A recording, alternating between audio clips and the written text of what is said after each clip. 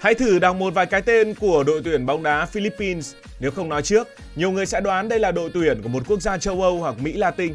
Thực ra thì không phải. Và điều bất ngờ hơn nữa là ngay cả cái tên Philippines cũng không phải là tên gọi bản địa, mà được đặt theo tên của vua Philippe đệ nhị của Tây Ban Nha.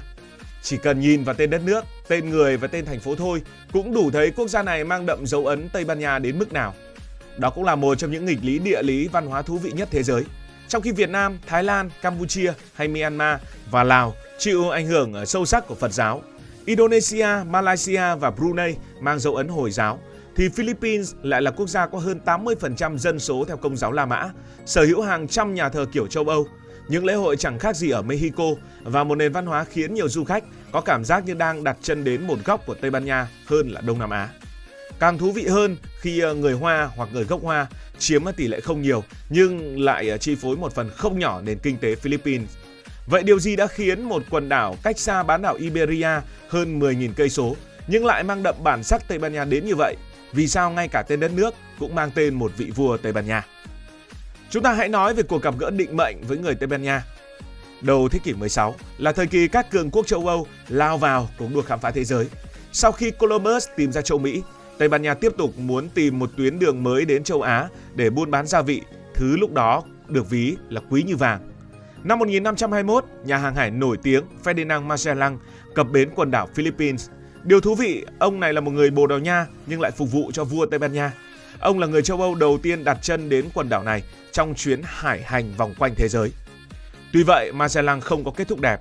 Ông tham gia vào cuộc xung đột giữa các bộ tộc địa phương và tử trận ngay trên bãi biển, trở thành một trong những nhà thám hiểm nổi tiếng nhất lịch sử, nhưng cũng là người không bao giờ hoàn thành trọn vẹn chuyến đi của mình.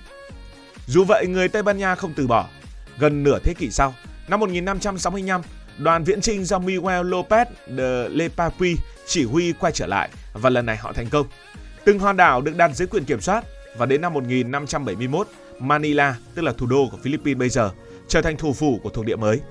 Từ đó, Philippines bước vào hơn 333 năm dưới sự cai trị của người Tây Ban Nha, từ năm 1565 đến năm 1898. Đây là quãng thời gian lâu đời bậc nhất tại Đông Nam Á. Nhưng tại sao người Tây Ban Nha đã giữ được Philippines suốt hơn 3 thế kỷ? Thì một trong những lý do lớn nhất nằm ở địa lý. Philippines là một quần đảo trải dài trên vùng biển Tây Thái Bình Dương, hơn 7.600 hòn đảo tạo thành một pháo đài tự nhiên. Các vương quốc bản địa khi ấy thường chỉ kiểm soát từng khu vực nhỏ, không tồn tại một đế chế thống nhất đủ mạnh để chống lại người Tây Ban Nha trên toàn quần đảo. Trong khi đó, các nước láng giềng cũng có những ưu tiên riêng. Trung Quốc thời Minh và Thanh chủ yếu tập trung vào đất liền.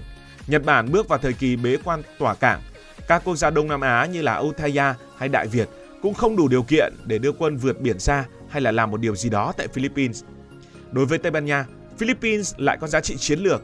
Đây là cửa ngõ nối châu Mỹ với châu Á, là trạm trung chuyển hoàn hảo trên Thái Bình Dương. Tại sao lại là châu Mỹ? Bởi vì ở Tây Ban Nha khi đó có nhiều thuộc địa ở châu Mỹ. Vì thế, người Tây Ban Nha đã xây dựng thành lũy, đưa binh lính, linh mục và các quan chức sang định cư lâu dài.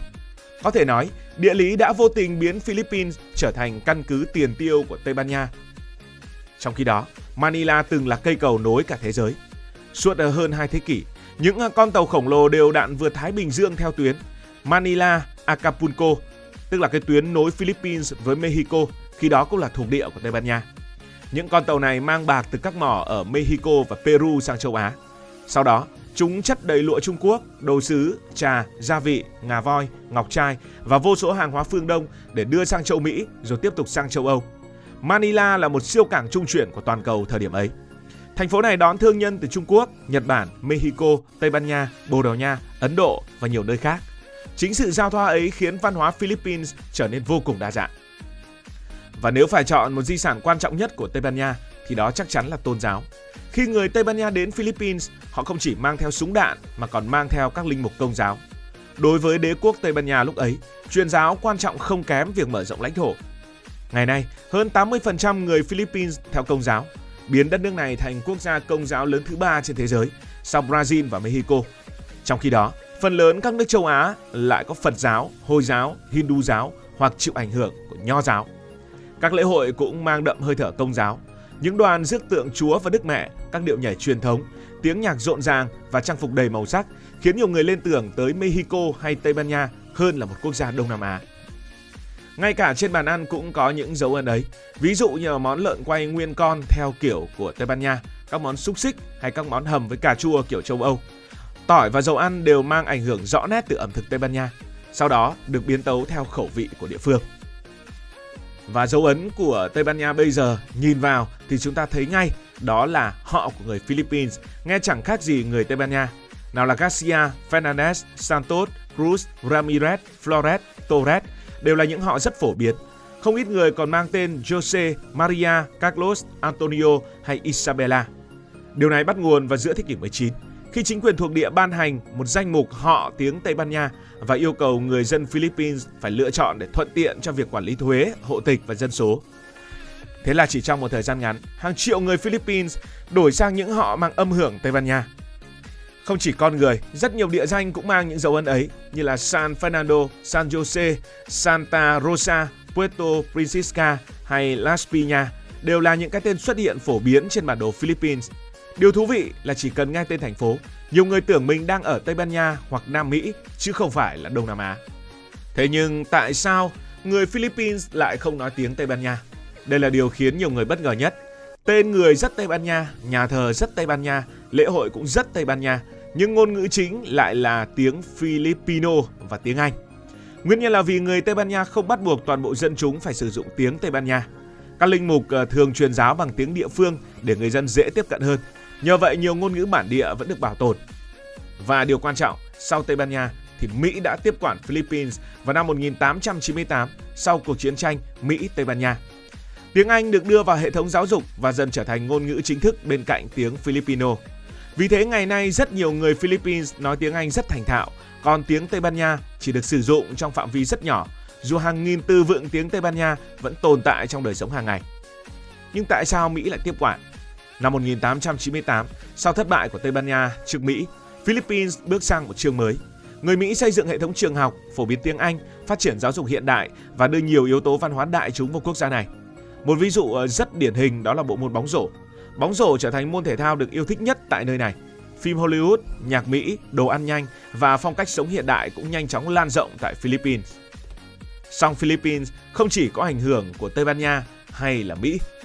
Điều thú vị là nếu dấu ấn của Tây Ban Nha thể hiện rõ trong văn hóa, tôn giáo và tên gọi, dấu ấn của Mỹ thể hiện qua thể thao, thể hiện qua ngôn ngữ, thì lại có một cộng đồng khác có sức ảnh hưởng vô cùng lớn, đó là người Hoa.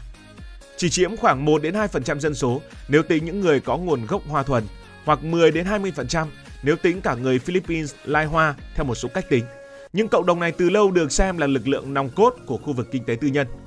Không ít nhà nghiên cứu còn ví họ là xương sống của nền thương mại Philippines, bởi từ bán lẻ, sản xuất, ngân hàng cho đến bất động sản đều có dấu ấn của các gia đình doanh nhân gốc Hoa.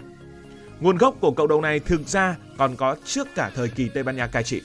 Từ hàng nghìn năm trước, các thương nhân đến từ Phúc Kiến và Quảng Đông của Trung Quốc đã thường xuyên vượt biển trao đổi tơ lụa, gốm sứ, trà và nhiều loại hàng hóa với cư dân trên quần đảo Philippines. Khi người Tây Ban Nha biến Manila thành cảng trung chuyển lớn nhất nối châu Á và châu Mỹ, hoạt động thương mại lại càng bùng nổ. Người Hoa thì vốn có kinh nghiệm buôn bán, nhanh chóng trở thành lực lượng trung gian quan trọng, cung cấp hàng hóa cho cả chính quyền thuộc địa lẫn các đoàn tàu xuyên Thái Bình Dương. Dù từng có những giai đoạn bị hạn chế hoặc bị đối xử khắt khe, cộng đồng này vẫn bám trụ và dần xây dựng được vị thế vững chắc trong nền kinh tế. Đến thời hiện đại, ảnh hưởng ấy càng trở nên rõ nét. Nhiều tập đoàn lớn nhất Philippines được sáng lập hoặc điều hành bởi các gia đình gốc Hoa. Những doanh nghiệp này tạo ra hàng trăm nghìn việc làm và đóng góp đáng kể vào nền kinh tế Philippines. Điều đó khiến nhiều người nhận xét rằng nếu nhìn vào danh sách các tỷ phú hàng đầu Philippines, phần lớn đều có nguồn gốc Hoa.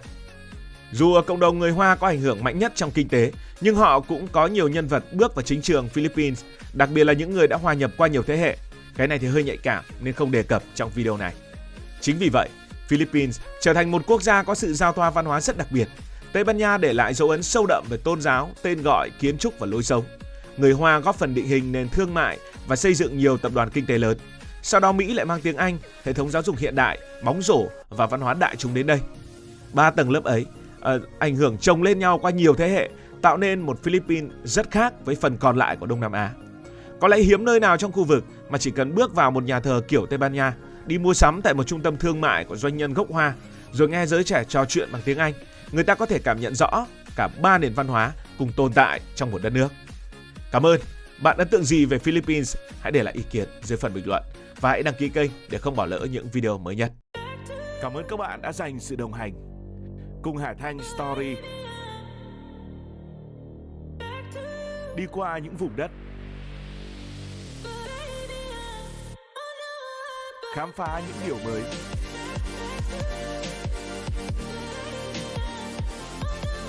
Đừng ngần ngại, hãy để lại những góp ý và xin được hẹn gặp lại.